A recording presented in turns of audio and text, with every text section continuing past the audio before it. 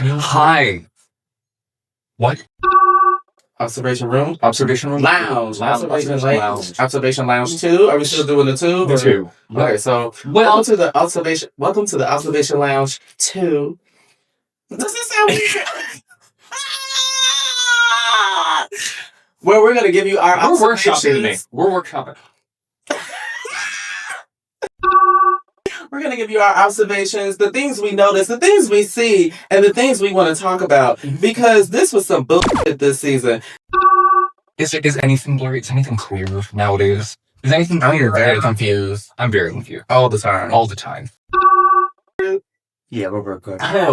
Oh shit, girl. Well, let's do this. Hi, I'm the hottest counselor in Starfleet since Deanna Troy took that FMLA. Artificial.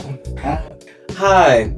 I've had a salt vampire gnawing on the inner part of my thigh for like 3 weeks, and a rosé. Nice to meet you. And this is the observation lounge. 2. Dos. So it has been about a minute into recording, and you have not told me how beautiful I am. You're stunning. And thank you for observing that, and thank you for saying that. Slay boots. Anna, what the f*** are we doing here? So here at the Observation Lounge, we are going to share our observations about Star Trek, either old or new, and tell you what we think about it. Do we love it? How is it making us feel? How is it making you feel? We want to hear from you. We want to hear your story. But not until after you hear ours. Yes, you got to listen to what we got to say first. Not only are we here to convince you to watch the show and to rewatch it, and maybe not watch it. Did you not sign the contract with Paramount? They don't send me a check. Look. Well, they're going to have to do better than that. Let's get into the show. Yes. So, on today's episode, we are going to give our overall thoughts on Season 3 of Strange New Worlds. Yes. And did we like it? Did we kind of think it was okay? Yeah. Was it the best thing since sliced bread? Strange New Worlds, in my opinion, has been something of a triumph. It's that, like, really great, universally delicious, tasteful, what am I trying to say? Food poisoning. It's a food.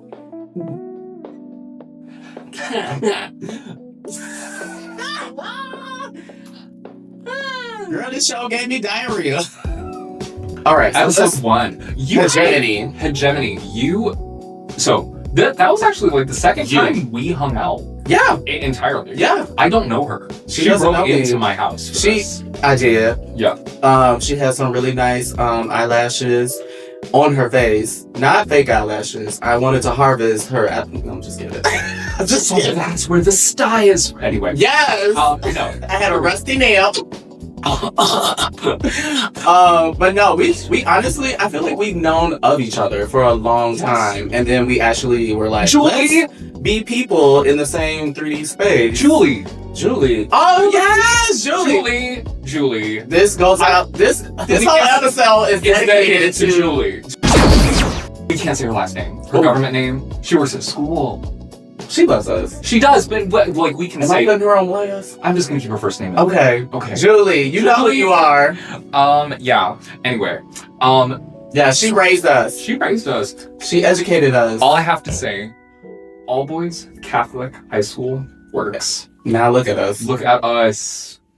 I think this is the evolution. I think so. You know? I think so. Anyway, what's the show? Strange New Worlds, Season 3. So we're going to start off with Episode 1, Hegemony. So this picks up off of the Season 2 finale right after it ended. No time has passed. They are being bombarded by the Gorn. Pike is having a panic attack. Everybody's asking him for what are they going to do, blah, blah, blah, blah, blah. Their crew has been abducted by the Gorn and also all of the colonists. So we're in a bit of a pickle, girl. How did you feel about this one? Stressful. Yeah. I also was... let me just say, I am not a betting NB, but if I were, I would have lost money that Erica was going to die. It felt like the writers really did not care for her. Yeah, and we're not watching any other review shows right now. At least I'm not. But I know I'm not alone in that. Yeah, for sure. I know I'm not. I feel like in general, this whole series, like even up until this point, she hasn't gotten a lot to do in general. No, unfortunately. Besides her fly the ship. line in season 2 was I fly the ship. I fly the ship. Yeah. Which like felt almost insulting. Yeah, because that's not a personality. It's not a personality. Or a storyline. No. You can be good at your job and have a life. Exactly. But in this season, as we'll get to, she finally got some like gear and shit. But my question is, the things that they do give her, and that branches off in this episode. So they are on the Gorn ship. Erica, La'an, Sam Kirk, and Vanga they break out of these pods or whatever, and Erica is like half of her arm is digested. Yeah, she's missing like 2 the fingers. Yeah. And she gets impaled by a Gorn later and all of that jazz. Yeah. And it just feels like the writers are trying to get rid of her, but they can't. Like, how much abuse can one person take? And then what kind of annoys me about her character is that a lot of the audience has been clamoring for her to get a really good storyline because she hasn't gotten really anything. Like we were saying, her personality is I fly the ship. But what they do is they basically copy and paste La'an's story onto her, having this like Gorn PTSD thing. And it's like, that's what we got? That it's like we couldn't give her anything else. We already have one character dealing with that. Do we need 2? Do we need 3? No, like, girl, spice it up, girl. Like, you could have did anything. You're a writer. Write better. Who are you talking to? I don't know. Well, I can say that in general, you pointed out something pretty fantastic, which I enjoy, which is a callback that episode had made to Next Generation, which is putting them to sleep as a tactic. Oh, yeah, the Borg thing. Yes. Yeah. Because what I love Did you like that, though? Yeah. You liked it? I did. Because the thing about Star Trek is that it can't always just be phasers answering being the answer. And it rarely is. It's always a plan, usually. They do fight, right? Obviously, they do have battles, but usually there's like some we gotta devise a plan kind of thing. Yeah, and yes, and then they make it a facsimile to like putting a fart in a balloon or something like that, and then they do it. But what's what? You were saying it reminded you of the best of both worlds. Yeah. Love that episode. Loved that episode. And I just enjoyed the fact that Pike didn't have to like commit genocide. I mean, there was a lot of them. There was a lot of Gorn out there. It was all out there. I was like, is anybody left on the home world? That's what I'm saying. Is everybody a soldier? Also, what is the planet called? Gornisha? Gornation? Cornucopia. Gornucopia. Corn to beef hen. Gorning.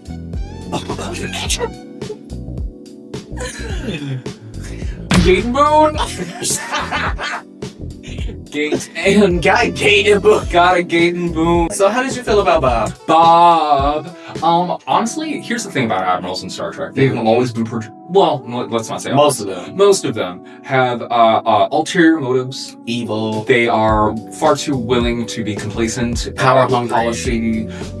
But Bob was just like, I do what the fuck you do unofficially. But also you need to ask me the question. Right. Yes. No, episode 1 was a good. It was a good, getting you primed, getting you ready. It wasn't like the mass payoff that I wanted because it kind of felt like it was a little anticlimactic. Oh, and they injected Marie with the Gorn eggs. We knew that with the DNA of somebody she prosecuted for having sex. Yes. That was a really nice twist, I will say, because that brought it back to the trial episode in season 2, where Battelle was basically prosecuting Una for being an Illyrian. And genetic manipulation of any person is illegal in Starfleet. And they were going to send that girl to prison for 20 years for lying on an application. So, don't lie on your Burger King applications, kids, because it could be over. You can go to jail. I'm gonna be honest. I've never really cared for this character. I think the actress, she does a fine job with what she's given. This honestly is Pike's girlfriend, his love interest, and I honestly don't think she should have really went beyond the couple of episodes that she was introduced in. because it feels like the narrative has been fighting her the entire time and trying to find various ways to get rid of her. And then somebody in the room is like, no, let's keep her because she got injected with corn eggs. Yep. Pike really was not feeling the relationship in the beginning in general. He seemed very kind of like aloof when she wanted to kind of like, you know, progress the relationship. Yeah. And then it took her getting infected for him to really like step up and care, which is crazy. Yes. You know, like if somebody didn't start really caring about me the way I cared about them until I got infected with an alien creature. No, that's the musical. The musical changed that. Okay, but like everything. Music changes. He really was like, I gotta go save her. I gotta go get her. She's down there with them gorns. You know, it was very that. But, you know, can we also, one point I want to get out about this episode that irks me is Spock and Chapel were the ones working on Hercule. These people pissed me off for two reasons.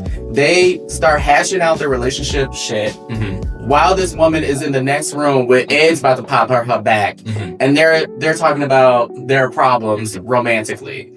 And then when they actually start doing the surgery, Nurse Chapel takes the time to like do a doctor log, such and such start date at such and such time. I'm about to operate. Girl, these eggs are about to pop. Can you hurry up? She's got the speaker in the suit. Girl. It's the future. They can do that. No, it's not the technology part. It's the urgency part. No, she just said, hey, Google, but while I'm doing it, can you take this log? Girl, pull up the clip because she was going slow as hell. They were trying to build suspense and I'm like, girl, I'm about to die. This chick is about to hatch, girl. Like, can we get it? I don't like body gore like that. Can I just put that out there? No, you don't like that? I don't like there was probably a lot of moments. Yeah, that was gross. Flesh. I don't enjoy it. There was probably a lot of moments that you didn't like in this season then, because there was actually a lot of gore in this season that I did not anticipate. Let's get to so we'll get to that next one. So we already talked about this episode. We done with season. Our director has something to say. for once. That was our thoughts on season 3, episode 1. Yep. So let's move on to episode 2, Wedding Bell Blues. Mischievous, funny, hilarious. Campy. Terrain. Great gowns. Beautiful gowns. Those bolians. Got bolians. So bolians are one of my favorite species. Yeah, bolians and Dorians. Because they're balls. Also my people's hair. Oh my god, I didn't even think that. But yes. But my boyfriend loves bolians. He like loves them. But like bolians and Dorians, anything blue. I just love. Well, blue is my favorite color, but me too. But yeah.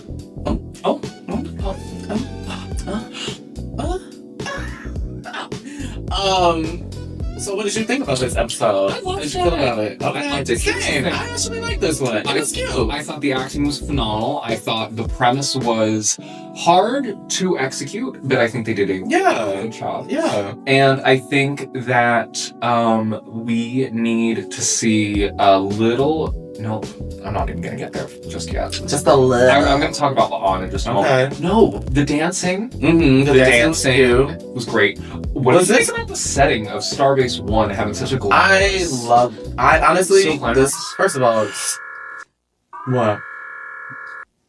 How have we yet to talk about Anna? Justice, the Crossfield class. Oh, yes! When this bitch was over, I paused. We screamed, because there were just like 3 of them parked out in the background. Chilling. Which is crazy, because up until this point, we only knew of 2 Crossfield classes that were like put into service. So for those who do not know, Crossfield is a class of ship that is the same class that the USS Discovery from the show Star Trek Discovery is from. So to see that ship in this show, which is, you know what?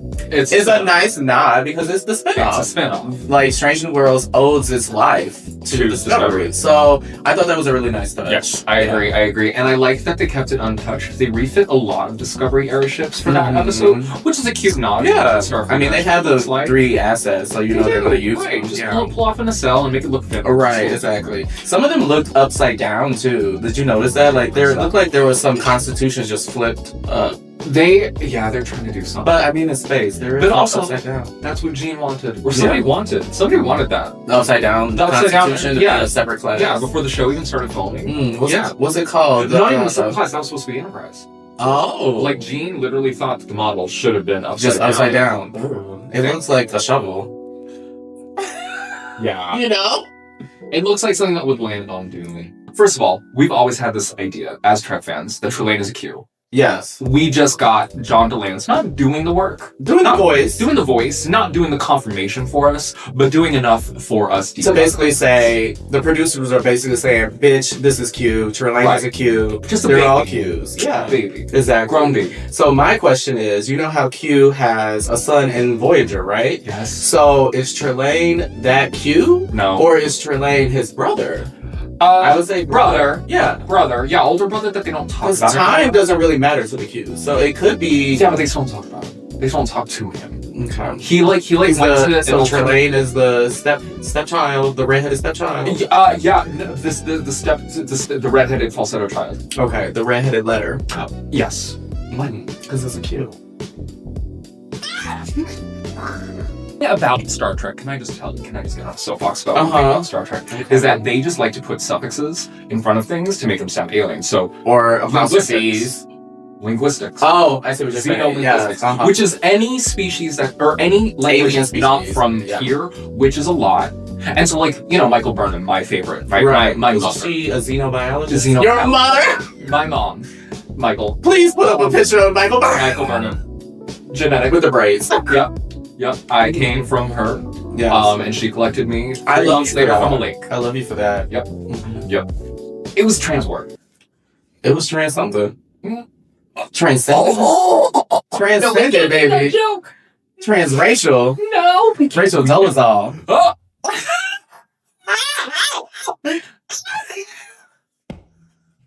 What do we like character-wise about this? Spock punching that annoying man. Okay. No, I thought it was that annoying. He punched Spock. No. Well, didn't Spock punch him first? Spock did punch him. Yes, you're right.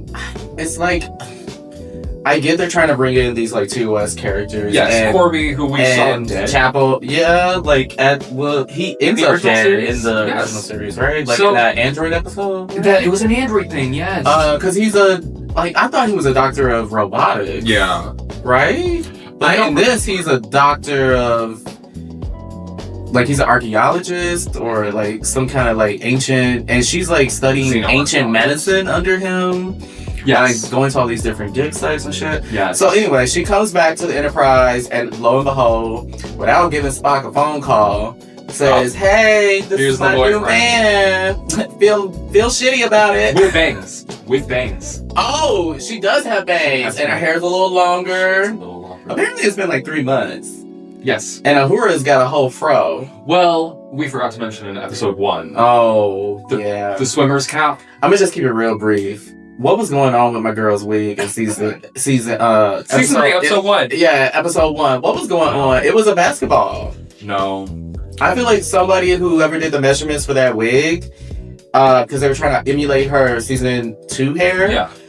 They did not prep her real hair flat enough, and that's why the wig is just so bulbous. That's the only thing I can think of. And that's why we get those gorgeous looks out of her for the rest of the season. Yes. Now, specific, I will say I think her looks get better after this look.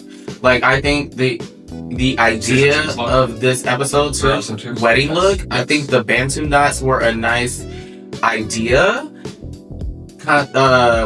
Execution wise, not my favorite.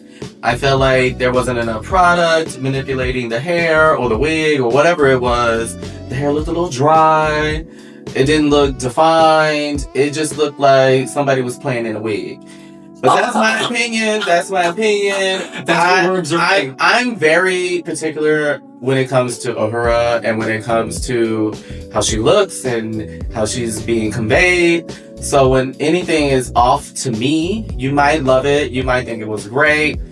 Maybe that's what they were going for. I get it. That's fine. But yeah, that one, I think everything else after that, because I think in the next episode she has beautiful hair. Yeah. But these first two, cut it. Yeah. Yeah. Chop. Wow. Overall, great episode. Great episode. Cute, Yes. easy. Cute. Lovely. Doesn't really move the characters along besides Spock. Naughty. He learns to let Chapel go, I guess. Yeah. That's about it. Yeah. Which, we should all do. Yeah. At this point, it's crazy because she used to be one of my favorite characters. And now she's just kind of annoying in this season. And just making weird choices. But we'll get to that. Yeah. Yeah. And then... what happened in episode 3? Episode 3 was Shuttle to Kamphori. That was the one with the zombies. Zombies! The And zombies. Our camera person, by the way, our cameraman, our lovely... Harley Winch is on the camera. With the best zombie franchise tattoo. Oh yeah. Body. She's a Resident Evil girl. Yes. And now, would you say that this is Star Trek's answers to Resident Evil 6? That's a good question. If this is Star Trek's answer, they need to write their answer again because, baby, this was not the essay that I wanted to read. I give it an F. I think it was in it. You know what? The zombie portion of this episode for me was not really the problem. I think what this episode's problem was it could not pick a lane on what to focus on. I think if it picked from start to finish, let's do zombies, let's focus on that, let's get away from the zombies, let's fight the zombies, let's run from them, let's be scared, maybe they get on the ship somehow, I don't know. But then at the end, they throw in this random plot of this Klingon chasing M'Benga across the galaxy, unbeknownst to the audience and unbeknownst to the characters. All of a sudden, she's done all this work that she dumps in an exposition, and then they have a fight, and then she basically self-sacrifices herself because he defeats her and gets eaten by zombies. She has a cool whip, and that's it. And you're like, that could have been its own episode, and it would have been a lot more interesting and a lot more impactful because we could have spent the time. Especially that being a riff off one of the most controversial and powerful episodes of season 2, the one about the Klingon warlord. So it just felt like a waste. Like they were like, we don't want to commit a real episode to this, so we're just gonna like finish this plot in 10 minutes. Well, I entirely disagree. No, I'm kidding. No, it was an interesting episode. What I loved is that the fact that we get real zombies. I didn't mind that. It was fun. Here's the thing. In Enterprise, we got zombies. Australian D-ass. Yes, the Vulcans. Which Impulse. And I actually love that episode. Great episode. Because I just want to see Jolene Blaylock scream her head off. Just wet. Crazy. Lips and wet. It was great. But what, like, they literally said the word. Yeah, they said the word zombies. They said the word Oh, and they were a special kind of zombie. They were like the fucking nuclear plant zombies, remember? Were they from the plant? They had the moss and all of that shit. And that was what it was like created the plague. Yeah, very Cordyceps, very Last of Us. Yes. But you know what? Also, here's the thing. Here's the truth. Here's the honest to God truth, even though I love this show. Not the truth. There's nothing evil. There's no... This is the year of our Lord 2367. I don't know what you're talking about. Nope. Unreal. 2401. Yep. Mm-hmm. Yep. Yes, ma'am. And I have an era inaccurate badge on, and no one's going to talk about it. Once you say words.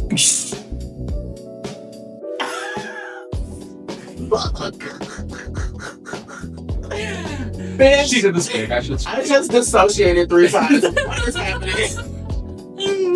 We're talking about the greatest show ever. Yes, Barnum and Bailey. Shenyan. The USS Shenyan. You know what? I need to be paid $1 every time I see a billboard.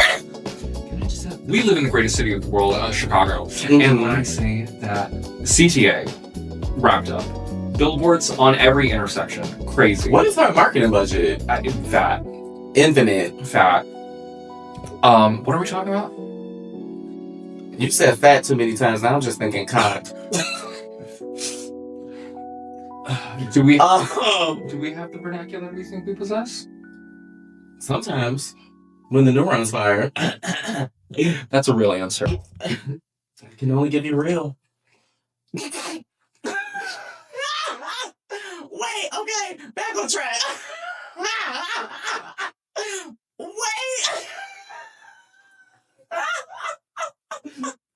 Nobody believes that.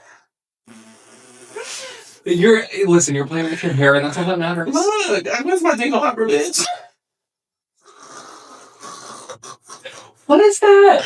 The fucking fork. For little mermaid.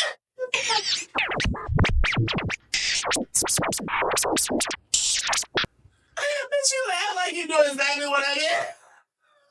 He's just like, no, this bitch is certifiable. What? Dingle hopper? The fuck is that? Anyway. Thanks for watching our review of episodes 1 through 3 of Strange New Worlds Season 3. Now that you've heard our thoughts on Season 3, what did you guys think about this season? Who did you agree with more? Type Anna in the comments if you're Team Anna. And type Arty in the comments if you're Team Arty. Tune in next week for our review of episodes 4 through 7. Make sure to like, comment, subscribe. That'll help us out a lot. All socials for the show and our host will be below. See you in Observation Lounge 2 next week. Huh?